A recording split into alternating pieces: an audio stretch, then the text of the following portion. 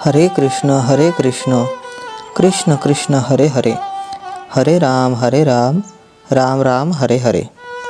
श्रीमद भागवत कथा स्कंद दुसरा अध्याय पहिला.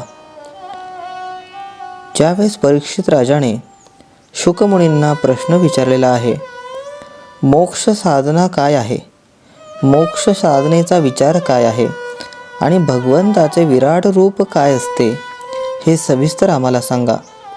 त्यावेळेस शुकमुनी म्हणाले, राजन, तुझे विचार अत्यंत उत्तम आहे. पंचप्राणसक्त मनुष्याकडून नकळत अनेक दोष घडतात. त्या दोषातून मुक्त होण्यासाठी अनेक साधने केली जातात.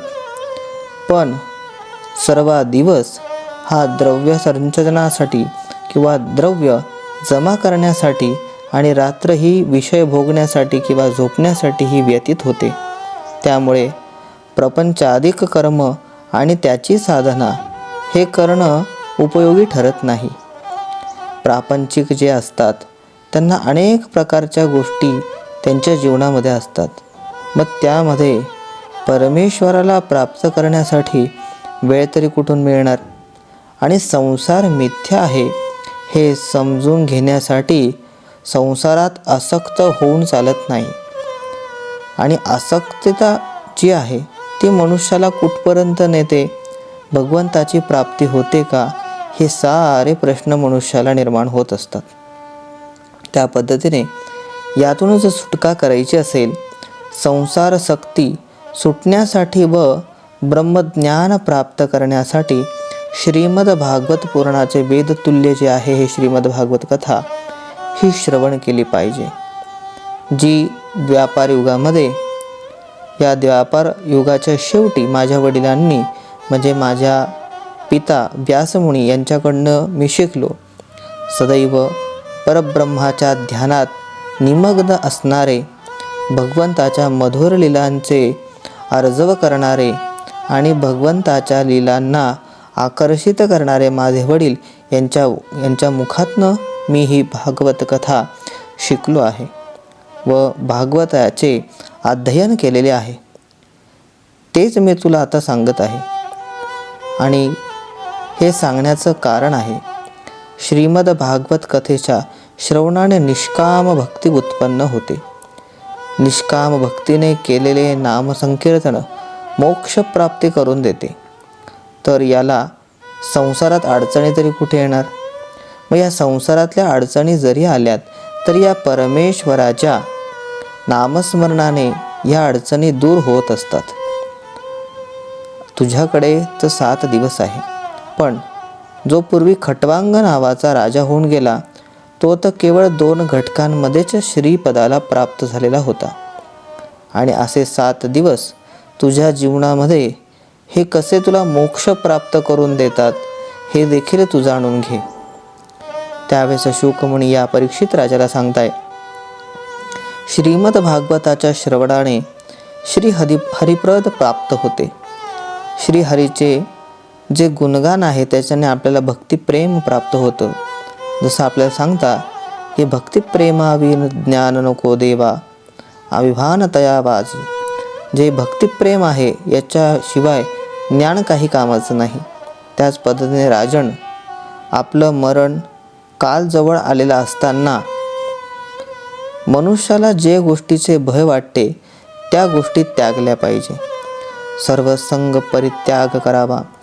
सर्व संग परित्याग करून तू केलेले जे आपले परमेश्वराचे अवचित्य आहे ते साधले पाहिजे.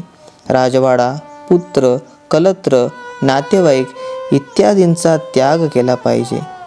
मनुष्याला जीवनामध्ये या संसारामध्ये अनेक प्रकारचे व्यक्ती, अनेक प्रकारचे लोक हे भेटत असतात. पण या सर्वांचा त्याग करणे आणि जसं चिखलामध्ये कमळ राहते त्या पद्धतीने संसारामध्ये राहणे हे देखील भगवंताची परमेश्वराची भक्तीच आहे. मग भगवान श्रीहरीचे ध्यान धरत साधकाने प्रथम इंद्रिय प्रवृत्त स्थिर करावे, प्राणायाम करावा. इंद्रिय स्थिर करून आपलं मन एकाग्र करावं आणि भगवंताच्या सगुण रूपाने आणि स्वरूपाने बुद्धी स्थिर करावी. बुद्धी स्थिर करण्यासाठी उत्तमोत्तम कथा श्रवण करावी, भगवंताचे गुणगान गावे आणि भगवंताच्या कथा श्रवण कराव्या. भगवंताला भूत भविष्य व प्रत्यक्ष घडणारे सर्व काही कार्य हे त्याला अर्पित करावे. तोच परमेश्वर, तोच भगवंत विराट स्वरूप धरून आपल्या हृदयस्थ असणाऱ्या सिंहासनावर विराजमान होतो आणि आपल्यामध्ये जे काही पंचतत्व आहे, देह, त्याच्यामध्ये पृथ्वी, आप, तेज, वायू, आकाश या सर्वांचा परित्याग करून, अहंकाराचा नाश करून असे 7 गुण जे आहे त्या 7 गुणदोषांचा त्या ठिकाणी परित्याग करून परमेश्वराची प्राप्ती ही आपल्याला श्रवणाने होत असते. असा ब्रह्मांडरूपी स्वरूप विराजमान असणाऱ्या अधिष्ठात्र्याला, त्या देवतेला, विराट पुरुषाला, हे विराट पुरुष जे म्हटलं जातंय याच्या पाठीमागे देखील एक कारण आहे परीक्षिता. ती अधिष्ठात्री देवता, ध्यानयोग्य शास्त्रशुद्ध अधिकारामध्ये असणारी ती देवता, जी मनुष्याला आनंद आणि शांती प्रदान करणारी आहे. तिचं विराट रूप देखील त्याच पद्धतीने आहे. ते ऐक. हे विराट पुरुषाचे तळवे म्हणजे पाताळ आहे, चवडे म्हणजे टाच ही रसातळ आहे, घोटे महातळ, ज्या पोटऱ्या आहे या रसातळाच्या जे रसतळ स्वरूपात आहेत त्या ठिकाणी सांगितले जाते. गुडघे सुततूल, त्याच्यानंतर ज्या गुडघ्यांचा वरचा भाग आहे तो सुतल, दोन्ही मांड्या आतल व वितल अशा 2 आहेत.